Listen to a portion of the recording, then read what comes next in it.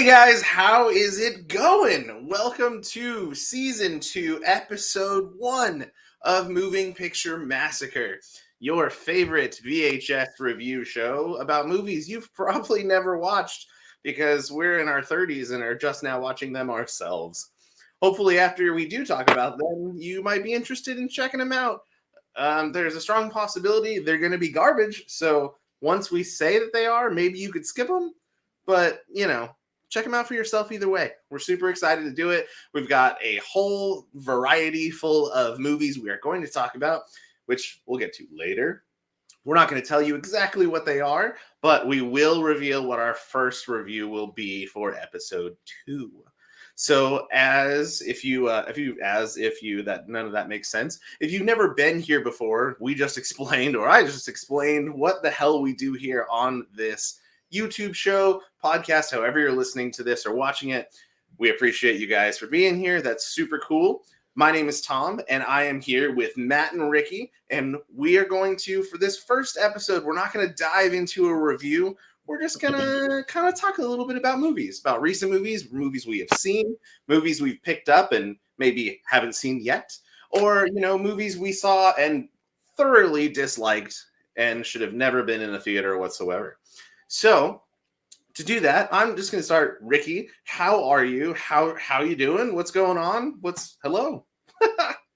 Doing great. Just work all the time, and when I'm not at work, I'm renovating my kitchen, and it's not fun, it's not cheap. But tonight I get to relax a little bit. Got me a nice little fire going since it's in the 30s in Louisiana. And Matt, how's life treating you? It's good. It's good. Since the last time I've been on here, got married, had to move, had to Star Wars ring, had to set up a whole new area, and that was just a feat in itself to get everything kind of organized in a way that I liked it.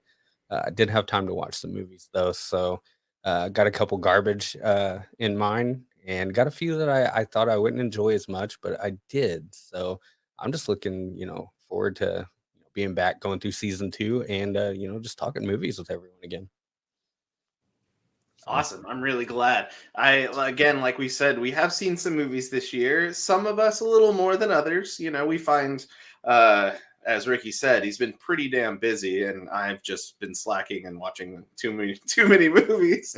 But about those movies, I'm going to talk really quickly about a couple that I really like before I let you guys go into ones that you liked. And then again, I'm going to talk about ones that I disliked, because there was a handful and some that other people, like lots of people I know, really liked, and I just couldn't get into. So I'm curious to see if you guys have seen these or if you have any opinions on those as well.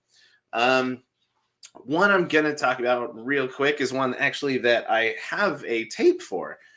We all know, I think at this point, at least the three of us do know of Katie Video. She makes some newer movies on VHS tapes. Really cool digital art on those boxes, really cool stuff. And one that I got recently, which was a fantastic movie I got to see in theaters, was Terrifier 2. This is a sweet, sweet movie. I think it's probably what Ricky was going to say he liked this year. It's on a yellow cassette that Katie Video put out. Super cool.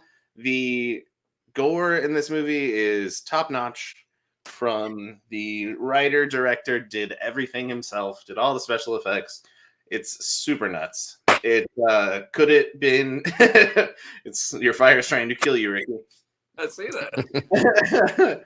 Could it have been maybe like 10 or so minutes shorter? Probably. But I think that's where a lot of things end up happening when you do everything yourself. When you have your hand in every single thing, things seem to drag. And I say that as a musician that records and does everything for a band. We go in, we do it all ourselves. It's all DIY, and we sit on it forever because it's always like, oh, that's not quite good enough. Let's go back in there and do it again. Oh, this could be, what if we added this and that? It just drags on and puts a record, 3 years later than it needs to be. We once spent 8 years putting out a single record, which was obnoxious. No one has 8 years worth of time in their life to do something like that, especially for a local band that no one's probably even going to listen to it. So what was the point of that? I don't know. Okay. One other one before I pass it on to you guys. Oh, yeah. Go watch Terrifier 2. It was in theaters, made tons and tons of money. It got extended in its theater run. Super awesome if you have the chance. It's on Screenbox now for free if you have Screenbox. I think it's a $5 a month subscription. Yeah, okay, good. Because I don't have it. But yeah, go watch that. The other one that is streaming currently that you can watch on HBO is Barbarian. Barbarian was a super cool movie. I don't want to spoil anything because the twist of the movie I thought was what made it so fun. There's 3 acts, I would say, within the movie, and they have a tone shift on almost every single one of them to where it becomes almost feels like a totally different movie, but it's super neat, super neat. Got some great stars in it. I was gonna say Skarsgård, which there is a Skarsgård in there. Starsguards, how we say it that way, because he's a star, right? And Justin Long is in the movie. There's some other great people I don't want to say because then I feel like it gives that away a little bit. Again, I don't want to talk more about it. Just go watch it. It's on HBO. I think the Blu-ray is already out, or it comes out in January. I would highly suggest watching it, buying it, all of those types of things. Ricky, what did you see this year that you enjoyed? The 2 that really come to mind, of course, Terrifier 2. As you said, it could have been shortened a little bit. It did run a little long, but all in all, it was a fantastic movie. It was very creative. It makes you want more art. And in my opinion, the second movie doesn't really catapult art into that A tier with Jason Voorhees, Michael Myers, Freddy Krueger, but I kind of think he's in that B tier with like your Victor Crowley and kind of on par with that. A third one may elevate him a little higher, but he's making his way up the ranks for me. But yeah, I really enjoyed it. Blood and gore in movies just makes me laugh. I know a lot of people were talking about, for those who have seen it, I won't spoil anything, but for those who have seen it, the bedroom scene, it's rough, but I was laughing hysterically through the whole thing. It's fantastic. If you have not watched Terrifier 2, do yourself a favor and check it out, just for the creativity, for the practical effects. David Howard Thornton does a fantastic job at playing a creepy mime. I loved it. And my second movie that I watched this year, I'm late to the party on this one. It's a movie that came out a couple of years ago, but I just got around to watching it. I loved it. I'm sure you've both seen it and have your opinions on it. But The Lighthouse, I thought it was fantastic. Willem Dafoe was brilliant. I am constantly quoting him from that movie. You're fond of me lobster, aren't you? Hark. And the flatulence is fantastic. Probably my favorite part of the movie, just from a comedic standpoint, is the Little Mermaid figurine. Oh God, it's great. But yeah, like I said, late to the party on that one, but I really, really enjoyed it, and I'm looking forward to Robert Eggers' next one, his take on Nosferatu, which I think will be fantastic. Matt, what did you really enjoy this year? Oh man, I didn't have a huge list until we started talking. Like you guys, I really enjoyed Terrifier. I like that they lean more into practical effects and CGI in that movie, and there are some wild scenes in that movie. What's funny about it is I don't have friends that would go watch that, so I went by myself, and I was legit the only person in the entire theater. So popcorn, big drink, and I'm just there by myself watching it. And it was kind of like I wouldn't say it was unnerving, but it was odd watching that movie by myself. But yeah, that was a good one. I pre-ordered it actually on Steelbook through Walmart before I had even watched it.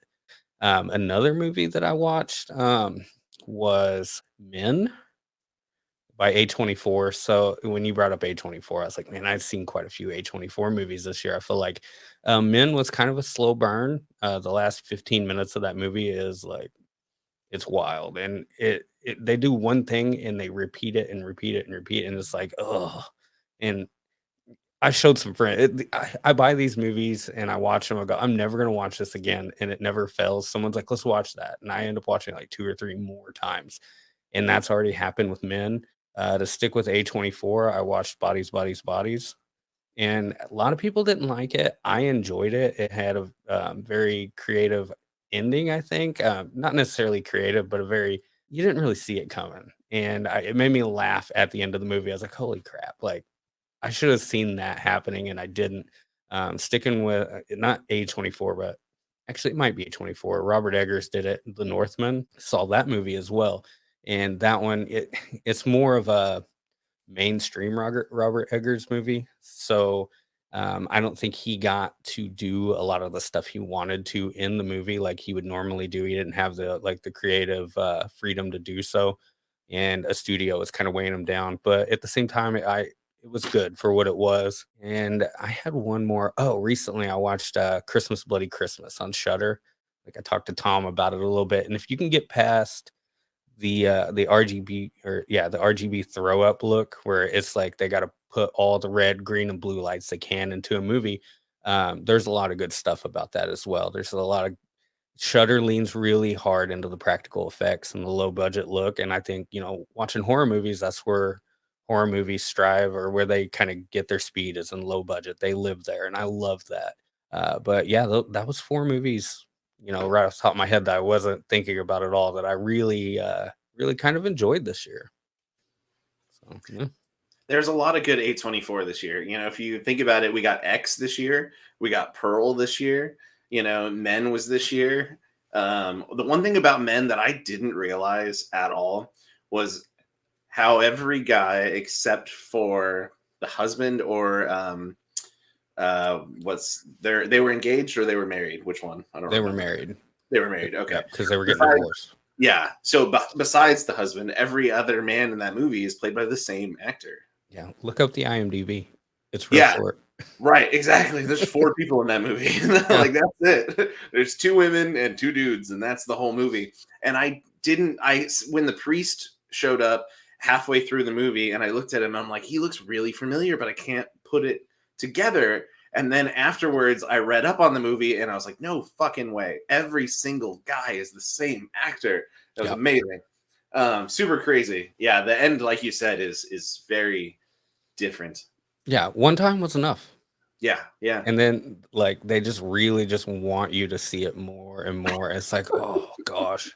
Yeah, the little boy is what kind of got me where I was like, wait a minute, there is some CGI there and right. It looks weird. And it does. Once you get to the bar scene and I don't want to give it away, but it's like, hang on a second.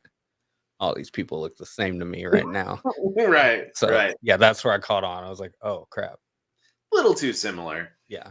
There was a couple others I want to mention, and one Ricky totally called me out on earlier before we started, and it's a movie called Mad Heidi, and it's a Swiss exploitation movie, which apparently is the first one ever. I can't say I've seen any others, but it came out from a couple Swiss directors, and I got to go see the premiere at the Chinese Theater here in Los Angeles. And it was super, super fun. It's got, Casper Van Dam, the guy from Starship Troopers, Van Dien. There you go. He was the main villain in a very Hitler-y kind of way, but in all about cheese. Everything's about cheese. Whole movie's about fucking cheese. It's great. And the other one that I really liked that is nowhere near the same as any of these movies is the Weird Al movie. If you guys haven't watched that, you can download the Roku streaming app for free. Watch the Weird Al movie. That shit is hilarious. It is fantastic all the way through. Totally true. So good. So good. A couple movies that I thoroughly disliked throughout the year. And Matt, I'm leaning towards you on this one, thinking you would feel the same. I know what you're going to say. Yeah, Halloween Ends was garbage. I knew it. That was a terrible movie, man. I gave it a 1.5-star review on my little Letterboxd app, and I think I gave Psychomania a higher review. So that's where I'm going with that. I did not like that movie at all. I don't know anyone that personally did, so I feel like I'm okay saying it. Everyone else I've talked to is very like, no. I see how things could have gone in a cool direction, and they just didn't go there. It wasn't a Michael Myers movie, but it wasn't like different enough to be like a Halloween 3 style movie. So not a fan. Another one. Oh, sorry, go ahead. If we talk about that, I'm going to spoil that movie because Yeah. I feel like now that we've got the ball rolling, I'm going to rant when it comes to me about it. So that's fair. I will give you the floor. Just whenever you're done, go ahead. The only other one that a lot of people seem to enjoy that I didn't quite enjoy so much was I didn't care for the Black Phone, the Joe Hill movie. It looks just like a Stephen King movie, which makes sense because it's Stephen King's son. It's based off a short story that he did. It has Ethan Hawke in it, and it's about a child abductor, and then it has some supernatural kind of feel to it. The things I didn't like about it were the way certain things were shot and the way certain things were edited. The story wasn't that bad, so that's not the problem. It's just kind of how it was put together. I wasn't a huge fan of.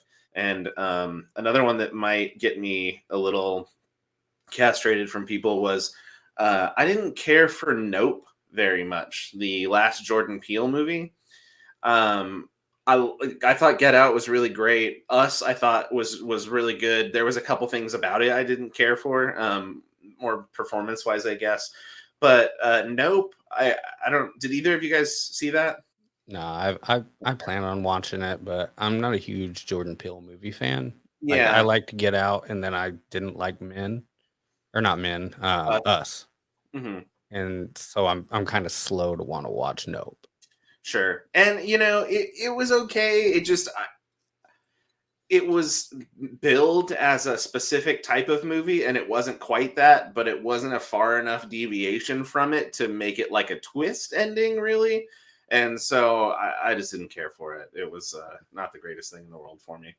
But I'm gonna go right over to you, Matt, because I really want to hear what you have to say about Halloween Kills. Oh my gosh! Well, the build up of this movie, I think maybe it just set the bar too high for me. And you know what? No, it didn't, because I thought it really started going downhill after 2018. If there is a movie that comes to mind where you're like, man, they really should have stopped right after that, it's Halloween 2018, because that was a good movie, and then it went into Kills, and things got really ridiculous, especially towards the end of that movie. But knowing what happens at the end of Kills, where they kill Laurie's daughter, you think that, oh, we're gonna get to Halloween Ends, and we're gonna get a Mad Max type Laurie, balls to the wall, hunting down Michael, trying to kill him, and that's not what you got. It's you got, I'm making pumpkin pies and I'm celebrating Halloween Laurie now, and it's what, 4 or 5 years later. The movie, I think, suffers in a way too, where your character development in it, everyone was an asshole in this movie, and like all the people who died were, so I couldn't be sympathetic for anyone in this movie, even like the little kid at the beginning. I was like, he was a dick. Like, yeah, that sucks what happens, but that's 100% his fault, and I don't feel like super bad like I should in that movie. At the same time, too, this trilogy is about Michael, and he is almost non-existent through the whole movie. And a lot of people will say, well, the screen time for Michael in the 1978 is less, but that movie is also probably an hour shorter than this movie too. So that's a significant like difference right there too in time. So screen time with Michael being maybe a minute less in that movie, and a hour and a half shorter movie. No, I don't think so. The kids in the movie too, the band kids, man, they piss me off. Like, what band kids are punks that like pick on other kids? Band kids should never be able to make fun of other kids. You're a fucking band kid. What are you doing? yeah, he was a drumline kid with a mullet. Like, he looked like a dork. And the other one, I don't even know what to even say about those kids, other than like, I would have never let that happen to me. It's kind of, it makes me like just furious to see it. There was something else I was thinking about too, and I can't remember exactly what it was because I got lost in the moment just now with that. But there was a lot of the ending of that movie. where the big send off. Like, good grief, what's he say? He's like, "This ain't legal." He goes, "It is tonight," and they like parade him through town, like dumb. They carried him like a punk show, and they Yeah, put him over everybody like he was crowd surfing all of his way to the freaking grinder or whatever it was. It's they the most obnoxious thing I've ever seen. they drove him to the grinder on the hood of a car, like Clark Griswold did with his Christmas tree in Christmas Vacation. I mean, there was just a lot of silly stuff in that movie, and I think it would have been a lot better if they just left it how it should have been. I think that they took the small town aspect out of it. Like, all of a sudden, Haddonfield is like an inner city town almost, the look and feel of it. There was just so much with that where I was like, this sucks. So yeah, I'm sorry if I ruined the movie for you, but I might have saved you, 2 hours, 2.5 hours of time. Now, with saying that, I'm still gonna buy that movie. I have all of them. I'm gonna get it. It's Yeah. true. If you're going to go out of your way to purchase Resurrection or whatever it was, then I'm not surprised if you buy this one too. I get it. Yeah. You have to complete it. That's the Yeah. point. If you have them all, you might as well just get it. And maybe if you watch it 2 or 3 more times, you'll kind of fool yourself into liking it.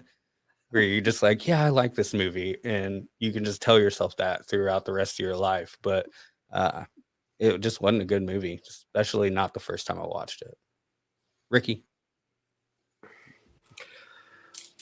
There was really one movie that I really hated this year that I watched, and I don't know if you two have seen it, but not talking about the series, not talking about the Netflix series, but that Resident Evil movie, Welcome to Raccoon City.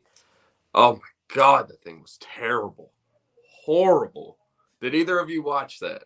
No.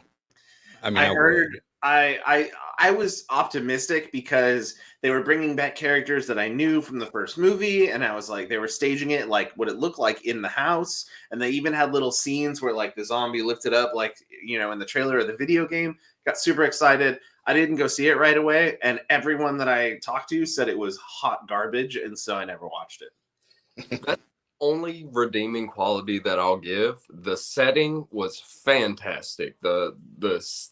Just the sets, everything. It looked great. It looked identical to the video game, but the execution of it was terrible. Oh my God! Like, there's one scene where, and this is spoiler free, but there's a flaming zombie that walks into the police station. The soundtrack behind it is the worst thing I have ever seen in cinematic history. It was god awful. And then another scene later, the captain of the police force is trying to drive out of the city due to the zombie outbreak. The song choice for that scene, god awful, terrible, does not fit. And then they tried later on doing that little whole where it's like an action sequence where they're fighting and shooting the zombies and they do the strobe light effect. Didn't work. Terrible. The movie sucked. I was in tears laughing the whole time at how bad it was done. And I was very optimistic on the movie because I enjoyed who they casted as the characters, because I enjoy what's her name? Kaya Scoladero, I believe I'm pronouncing that correct, maybe. But she's great. The movie was not. It's kind of like a Ryan Reynolds Green Lantern thing. He's great. The movie sucked. But yeah, Resident Evil, Raccoon City, avoid it like the plague. Just stay away from it. It's trash. If you want to laugh, there you go. It's comedic when it's not trying to be. That's never good. Yeah. I mean, maybe I'll watch it now that you've said how bad it is. Was the music as bad as that acoustic scene from Psychomania? I mean, they're one of them is a great song, but it doesn't fit the scene. The other one, I mean, people liked it. They kind of dated to keep it to where around the release of the video game, what music was popular. So when the flaming zombie comes in, it's that pop song that I could not tell you who sings it, but it's a female pop artist, and she's talking about It's Just a Little Crush. I don't know if that rings a bell. It's a terrible pop song from the late 90s. But while a flaming zombie is walking into a police station, that's the song that's playing. It's like, how does that work? And in the car scene, when he's trying to drive out of town, they're playing Any Way You Want It by Journey. Great song. Does not fit that scene. That's rough. It's bad. It's real bad. Man. But hitting on Resident Evil, so we can move on to the next topic. Well, see, didn't that Resident Evil TV show suck really bad too? The Netflix one? I heard that was awful too. Didn't watch it. I saw the IMDb rating was like a 2.1, and I said, well, I'm not going to waste my time then. I didn't even know they made it to Netflix. What? Yeah. Yeah, Speaking of Netflix, Stranger Things. I know it's not a movie, but it might as well have been the last 2 episodes. That's true. Solid. Had length for sure. Yeah. So, yeah, I don't know. And that was another thing I was thinking about, well, you know, when we were talking about good things. I actually really enjoyed that more than I had most of the show so far, which was already a good show. But yeah, I'm going to have to watch Raccoon City now. Going back to that. With a bottle of Malort next to you, maybe. Yeah, oh, for sure. I mean, if you're going to do it bad, just go over the top. Yeah. Man. Have you guys gone to any conventions or anything like that in the past few months? C2E2, my last one with you guys. So. We finished the last season by then, huh? Yeah. God, we haven't done this in a while. Yeah. Over 6 months. Yeah. Jesus. Yeah.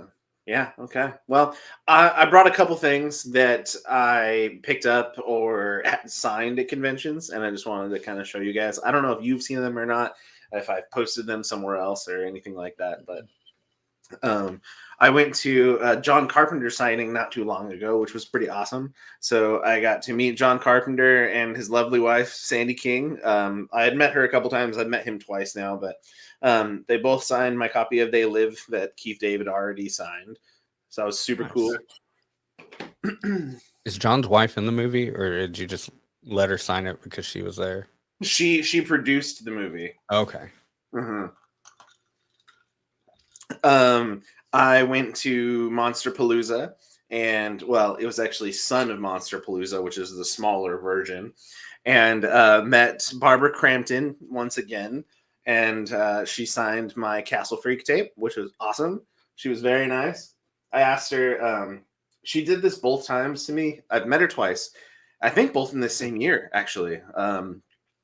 The other one was in Arizona earlier in the year.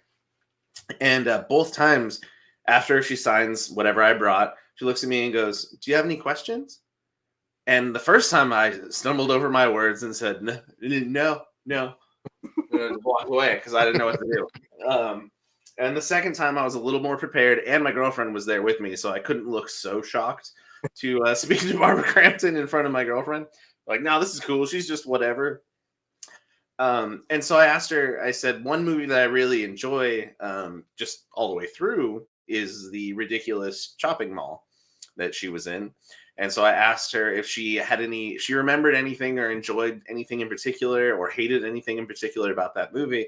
And she said, well, we were all young, in their very early 20s, some teens, I think, possibly. And she said that they shot in the mall while the mall was open. Like, the mall was still functioning, but they would shoot overnight in the mall. So they'd get there when it closed, set everything up, shoot all night, clean everything up, and get out of there before the mall opened up the next morning. And she said since they, were young teens, young 20s, that she said it just felt like a party every single night in an abandoned mall. They just got to hang out and run around in the mall, do all kinds of ridiculous stuff. She said it was a super, total blast. That was really cool to hear, especially because I like that movie so much. I don't want to hear how terrible it was for someone to make it, so that's nice. This one was actually done by a couple people, and it was a joint effort from our friend Remy.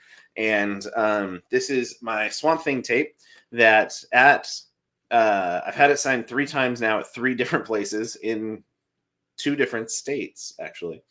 But during the same convention at Sun and Monsterpalooza, I met Ray Wise there, and who played Alec Holland before he turned into Swamp Thing. So he signed that, as well as a poster that I brought. Remy took this to a convention, I think in Cincinnati a few months ago, and had Adrienne Barbeau sign that for me right there, which is super awesome. She is a gem of a human being. If you ever have a chance to meet her, go meet her. Get hugs from this tiny little person. She's so great. I love her to death. And then the last one was from a convention in Long Beach, California, which was what? You know, someone knows. No one knows. I was there. I don't remember. Midsummer Scream. That's what it was. My girlfriend would kill me because it's her favorite convention of the entire year. And I met Harry Manfredini, who is the score and all that kind of stuff, music for this movie, as well as everyone knows the Friday the 13th series. And I say series is in like what, first 5, I think, before that other dude took over. But anyways, fantastic human being. He's a very nice guy as well. Last one real quick was Sun and Monsterpalooza as well. And lovely people on this one right here. Speaking of Halloween and all the great movies that exist in that genre or that series. This is our favorite one. We all know that. And signed by Tommy Lee Wallace, who directed the movie, and signed by the lovely Tom motherfucking Atkins. He is a great person. He's like in his mid 80s and he's still like jumping up and hugging people and stuff. It was great. He can't draw an S though. I've come to find out because I thought it's because it says stop it. I don't know what that letter is. And I thought maybe he started with a T and screwed up. But I looked at multiple people's signatures from the same convention and they all look like that. So I don't know if he knows what an S looks like. Tom Atkins, I would love to sit down with you and with a notebook and work on some S's because I don't know what that is. I don't know what that is. That's awesome. And his lovely, way too young counterpart in that movie to be having sex with him, Stacy. God, I don't remember. That's terrible. Stacey Nailkin. My bad.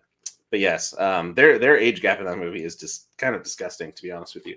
But fantastic. So I've had a good few months this year at cons and stuff in our downtime that we have had. It's been pretty awesome. I'm sorry you guys were not with me at every single one. Yeah, I wish I was. You got some solid autographs on there. I got a good one coming up in February. It's called Creep IE Con. Creepy Con is what it's supposed to be. But like I don't know, the whole Scream cast is there. Bob Elmore, the Texas Chainsaw Massacre Leatherface from number 2 is there. Speaking of that, remember how I'm going to say this because I don't care. Remember how I went and had my Texas Chainsaw Massacre remake, the 2003 tape, signed by the actor who played Leatherface that was only in the movie for the first kill? Yeah. His name is it's called the Kemper Kill because Kemper was the guy's name who died. It's from a hammer.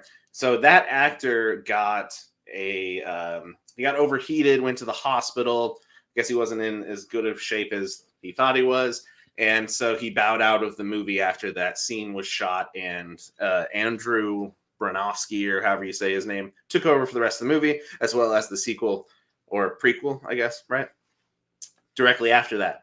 Well, I had the first, what they call lost Leatherface, sign my tape. He was a very nice guy. I was excited about that. It was just cool to know that happened. I had no idea that there was more than one person, who played Leatherface in the movie, even if it was for a very short period of time, that kind of thing, whatever. Had him sign it. Super nice guy. Then our friend Alan was going to a convention in Texas, in Houston, Texas. And Andrew, the actual Leatherface of the rest of the movie, was going to be there. So I sent him my tape so he can get it signed. Andrew first wanted to charge $75 for one signature, which I thought was kind of obnoxious compared to the people sitting around him that were all at 40 and in way bigger movies than he's ever been in his life. And so Alan brought the tape to Andrew and he looked at it and said, "Oh, no, I can't sign that." And Alan said, "Why?"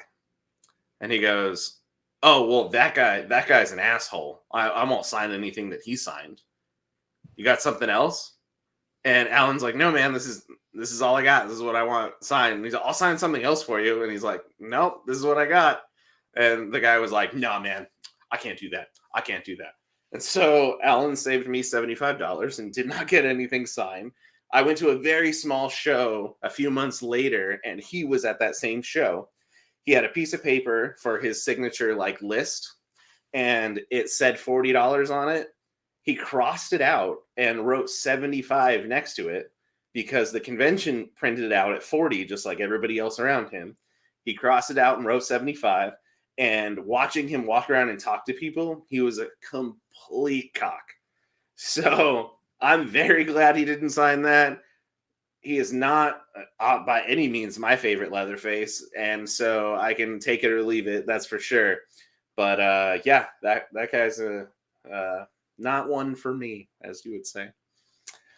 But anyways, do either of you fine gentlemen have anything to add before we spin this fantastic wheel to see which movie we're going to review? Ricky, I saw your hand there, sir. Yeah, I got a fun topic that I didn't want to give y'all any time to think about it. I just wanted to come off the top of your head. This is going to be fun. So I'm going to give a question. It's a two-part question. Oh, no. This is going to be fun. Just kind of discuss this and see how you feel about this. But one, what is a horror movie that you feel should never be remade? Should be easy. Should be able to come up with one off the top of your head. But the second part is a little more difficult. What is a movie that you think should be remade, whether it be advances in technology or a great concept that wasn't really translated well onto the screen? Anything, something you think that would do well if it was remade, and something you think should never be remade. For me, one that should never be remade, don't touch it ever, Reanimator, leave it alone. Do not touch it. And one that I think it could be fun, and don't take this out of context because I absolutely love the movie. It's a great concept. It's a great movie that I will watch over and over and over again. But I think with the advancements of CGI and possibly a little bit better acting, I think Tourist Trap would be a really fun revisit. So let's see, who do I do first? Let's give it to Matt. Dang, dude, I don't even know. Like, I was like looking back trying to find a movie. The first one I seen, and they've had lots of sequels. Well, not lots, but there's 5 movies total. But Critters, I don't think Critters should be remade. I enjoy the first 2 movies just fine. I love that they're puppets, and every time I watch them, I still get the same feeling. I'm like, this is just a fun movie, and I don't think there's really any need for it. I don't know if people would even appreciate it. I think it would probably hurt the franchise more if they went out of their way now to just reboot all of that. As far as something that does need remade, and I might have to think about that for a minute because I don't really know. Slashers, I don't think we really. You know what doesn't need to be remade? Never mind, not Critters, Killer Clowns. I think we could all agree on that. Killer Clowns does not need a remake. Gosh, I still can't think of something that might need a remake. There's just a lot of stuff that I enjoy now that hasn't been remade that I don't even really want to think too much about it. Yeah, it's not necessarily something that needs to be remade, just something you think could be interesting. Like I said, a fun concept that just didn't translate well on the screen that they should kind of rework, or maybe, like I said, just advances in technology. Halloween Ends. Love, like mine, like Tourist I adore that movie. I love it. I will watch it anytime. You know what? I actually wouldn't mind a remake of Maximum Overdrive. I think that's a good movie, and I enjoy watching it just like I do all the movies, like that I grew up watching. But I think that movie it has some room for improvement. Yeah, Stephen King was coked out of his mind when he was directing. Yes, he was. And I love won't it. be writing about a killer semi-truck. Yeah. The only thing I'd miss, I think, in a remake is not having Maggie Simpson's voice in it, where she's like, "Curtis, is he dead?" Like, You can dub it in. It's fine. yeah, of course. If I had to pick a movie that I think would benefit from technology and stuff, we actually kind of saw it already in a very short-lived TV show, which was unfortunate that it was short-lived. But compared to this and the lovely rubber suit on the back there, it could look really cool. And like I said, the TV show that came out, it was cut down from 13 episodes to 10. There was a lot of problems there, a lot of money issues and all kinds of stuff. But the Swamp Thing looked super, super cool in that show. And I think they could make a really cool movie with that. The one thing I don't think that should be remade that actually already is, so I'm kind of mad about it, but I'm going to watch it anyways because, I have to, is The Toxic Avenger. The Toxic Avenger is being remade, and I don't necessarily understand why. I can see that it could benefit from better practical effects, I guess. Even everything that took place was great. The head crush of that child with just being a watermelon doesn't even look like a watermelon. It looks good. You know what I mean? Like, I wouldn't take any of that for granted. But knowing that Peter Dinklage is going to play the Toxic Avenger next year is very scary to me. So I think that if that died in production and never came out, I'd be totally okay with it. Yeah. It's still Trauma, right? No. Oh. Lloyd, I think Lloyd is overseeing things, but that's all he has part of. And I guess he's seen footage. Like, I don't know if he's seen the whole movie or not, but he is very excited about it, which is surprising to me. And I guess a really great sign that he's excited because, that is a man who never wants big production companies to touch his product, So I guess I have to give it that much of that much credit to its worth. But we'll see. All right. You guys ready to see what movie we're going to review? Yeah. Let's do it. I've got a sweet little episode 2 written at the top. Again, there's a bunch of movies there. But, that's perfect. You can't see any of them. I'm going to push the button. I'll cover this up so you can still see the name. We're going to watch Dementia 13. Heck yeah. I actually have right here. About that movie too. This is going to be our first movie. I've owned this for quite a while, have never watched it for some reason or another, and then bought it on Blu-ray like 3 months ago, and still haven't watched that. Vestron buy, right? Yeah. Yeah, I got that. Yeah, I saw it in Best Buy, and it was like on sale for $17 or something, and I was like, yeah, I do want to buy that. Ooh. Yeah, you can get it at Walmart for like $12.96. Oh, see? Well, there you go. Yeah. I was behind the times. Yeah. Go watch it on Shudder. Yeah, I'm sure it's for free on Shudder right now. So now everyone can watch it before our next episode on Shudder for free. If you don't have Shudder, then subscribe to it for a 7-day free trial. Watch it and then delete it, or keep it because it's $5 a month and it's fantastic. Yep. I got really scared because AMC owns Shudder and AMC's streaming service is taking a dive. So I was afraid Shudder was also going to get hit by that, but there hasn't been anything put out just yet. So that's good. Shudder's got to be doing pretty good considering they're putting out their own content. And videos are making their way into Best Buy and Walmart. As a standalone thing, that has to be doing just fine. I would hope so. Yeah. Episode of Last Podcast on the Left which is my personal favorite podcast, but they did an interview with the head of Shudder, and it is fantastic just to listen to him talk about Shudder. It's a great listen. It's just Henry and Ben, and they just interview the head guy. I blanked on his name, forgive me, but it's a fantastic interview. Check it out. In the interview series, they do a lot of great people. They have Lloyd Kaufman, they have the head of Shudder, they have Tom, what's his name? Director of Psycho Gorman, Steven Kostansky. Yeah. They interviewed him. It's a great interview series. It's on their Spotify, wherever you listen to podcasts. Just check out those interviews. They're really, really well done. Nice. Yeah. Speaking of that, you can find us on all those places too. That is a true story. And I am currently, which I should have been done with, I guess, since we took 6 months off, currently putting together a best of, I guess you would say, of our entire last season that will be put onto VHS tapes. I can't speak. Yeah, I already did it once and it was pretty awesome.